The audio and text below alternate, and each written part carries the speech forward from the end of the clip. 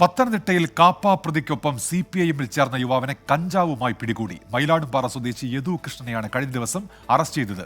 സംഭവം CPIMനെതിരെ പ്രതിപക്ഷം നിയമസഭയിൽ ആയുധമാക്കിയതോടെ വിശദീകരണവുമായി പത്തനംതിട്ട ഏരിയ സെക്രട്ടറി രംഗത്തെത്തി. BJP വിട്ടെത്തിയ കാപ്പ പ്രതി ശരൺചന്ദ്രൻ ഉൾപ്പെടെ 62 പേർക്ക് CPIM സ്വീകരണമൊരുക്കിയതിന്റെ വിവാദം കെട്ടടങ്ങിയിട്ടില്ല.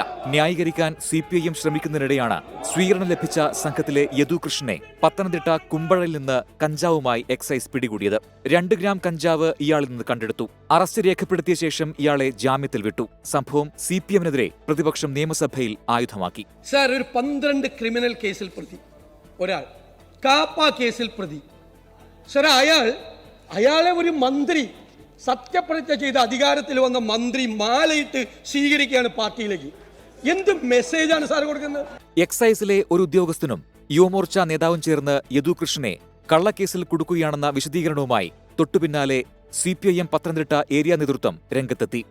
യദുകൃഷ്ണനുമായി സംസാരിച്ചപ്പോൾ അത്തരം ഒരു കഞ്ചാവ് ജീവിതത്തിൽ ഇന്ന് വരെ ഉപയോഗിച്ചിട്ടില്ല, എന്നെ മോശപ്പെടുത്തുന്നതിന് വേണ്ടി ഉണ്ടാക്കിയ ഗൂഢാലോചനയുടെ ഭാഗമാണ് ഈ കേസ് എന്നാണ് യദുകൃഷ്ണൻ പറഞ്ഞിരിക്കുന്നത്.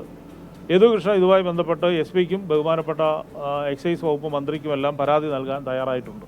കാപ്പ കേസ് പ്രതിയെ പാർട്ടിയിലേക്ക് സ്വീകരിച്ചതിന് പിന്നാലെ തുടരെയുണ്ടാകുന്ന വിവാദങ്ങൾ പാർട്ടിയെ സമ്മർദ്ദത്തിലാക്കിയിട്ടുണ്ട്. തിരുവനന്തപുരം ബ്യൂറോയ്ക്കൊപ്പം 24 പത്തനംതിട്ട.